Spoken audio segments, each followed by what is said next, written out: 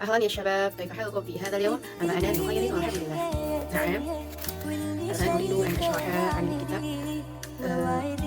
أريد أن أشرح عن الصلاة. Tentang sholat. Saya akan menjelaskan tentang sholat ya. Nah, referensinya itu dari kitab ini.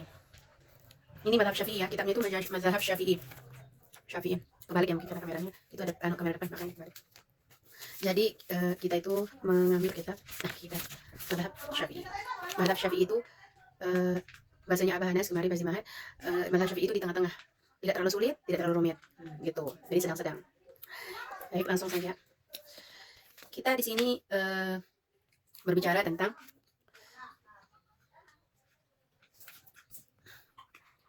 jadi pengertian sholat. Sholat secara bahasa artinya doa, doa.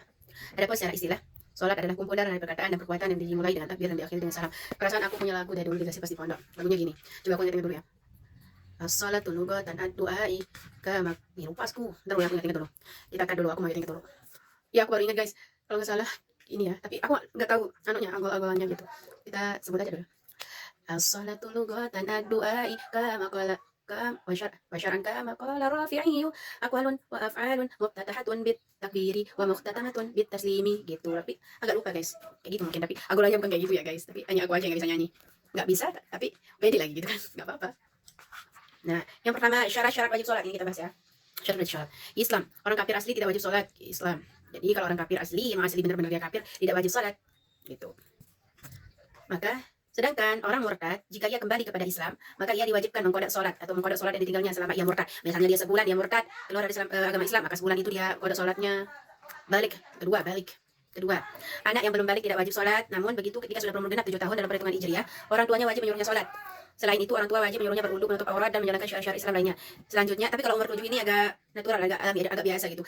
Cuma kalau nggak mau anak itu nggak mau sholat, nggak mau pakai jilbab, nggak mau pakai syari-syari itu nggak terlalu dituntun, tapi mulai mengajarkannya dari umur 7 tahun aja gitu, biar terbiasa sejak kecil gitu. Nah, di sini dalam kitabnya bilang apabila anak telah berumur 10 tahun dan belum juga mau sholat. Nah, kalau sudah berumur 10 tahun baru boleh dipukul gitu kalau dia tidak mau sholat, tidak mau memerintahkan tidak menjalankan syariat Islam gitu. Saya lanjut guys.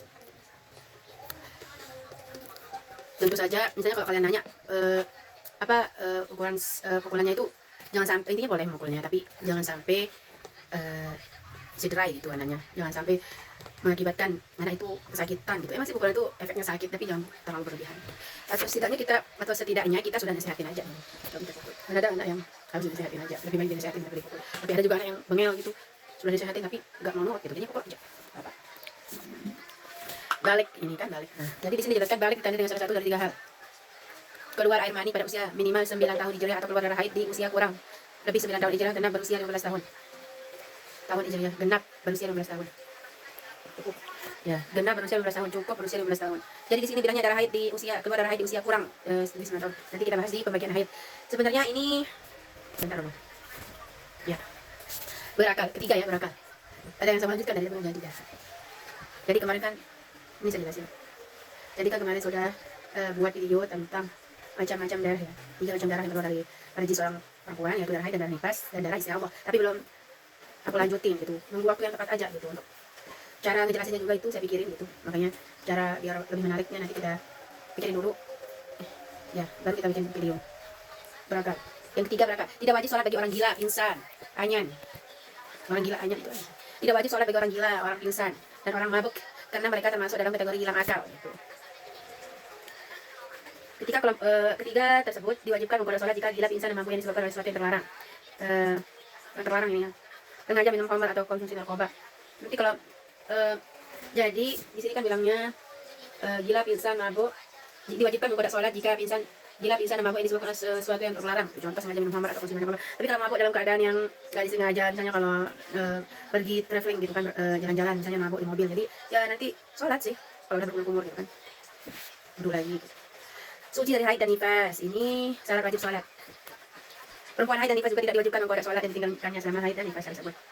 Cuma ada hal-hal tertentu tempatnya mengkodok sholatnya kalau wanita haid itu. Tidak semuanya dong dikodok. Misalnya seminggu dia haid, seminggu dia kodok sholatnya enggak. Jadi di dalam Islam itu ada namanya rukhsah, keringanan. Allah Subhanahu wa taala itu memberikan kita ke rukhsah rahmatnya Allah insyaallah. Perempuan haid dan nifas juga tidak diwajibkan mengkodok sholat dan ditinggalkannya selama haid dan nifas. Nanti ada tempatnya hal-hal tertentu untuk mengkodoknya gitu. Nanti kita jelaskan di tentang haid gitu. dakwah Islam telah sampai kepadanya. Syarat wajib sholat. Yang kelima,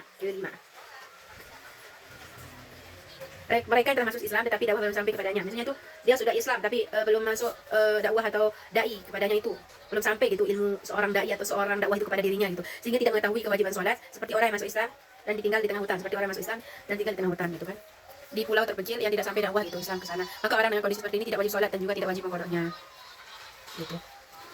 Jadi kalau dakwah Islam telah sampai kepadanya, itu syarat wajib sholat yang kelima. Maka jika tidak ada, tetapi kalau dakwah itu belum sampai kepadanya, maka tidak wajib sholat dan juga tidak wajib mengkodoknya. Yang terakhir, sehat baca indera. Allah menciptakan mata dan telinga sebagai sarana belajar. Karena itu jika ada yang terlahir buta dan tulis secara bersama, maka ia tidak wajib sholat sebab ia tidak memiliki sarana untuk belajar. Walaupun orang buta, kalau orang misalnya dia punya mata, dia melihat cara orang sholat itu kayaknya bisa dia sholat. Salah satunya misalnya matanya dia tuh dia buta tapi dia mendengar, bisa dengar cara sholat gini-gini gitu kan. Allah Akbar. Tapi kalau keduanya kayaknya tidak wajib sholat sebab dia tidak memiliki sarana belajar. Adapun orang buta yang tidak tuli ataupun orang tuli yang tidak buta, maka tetap wajib sholat, no kan? Ya gitu. Sudah bisa jelasin. Mereka masih memiliki sarana belajar meskipun tidak seperti orang normal gitu. Adapun orang buta yang tidak tuli, dia buta tapi bisa mendengar. Adapun orang yang tuli tapi bisa melihat itu. Gitu guys. Nah, kesimpulannya doa itu, sholat itu adalah doa. Dari as-sholatu lugatan doai wa syar'an kama qala Rafi'i, dan syara' adalah menurut perkataan Imam Syafi'i. Wa syar'an kama qala Rafi'i. Itu aqwalun, perkataan, wa af'alun, perbuatan, wa muftatahatun bit takbir, yang dimulai dengan takbir, wa muftatamatun bit taslimi, yang diakhiri dengan salam. Nah, syarat wajib sholat itu yang pertama niat, yang pertama Islam. Ini wajib, ini syarat wajib sholat. Harus Islam dong. Gitu. Yang kedua balik. Yang ketiga yaitu berakal, suci dari haid dan nifas. Yang kelima, dakwah adalah sampai kepadanya. Yang keenam, sehat baca indera. Mungkin hadza faqat minni, syukran ala istima'ikum.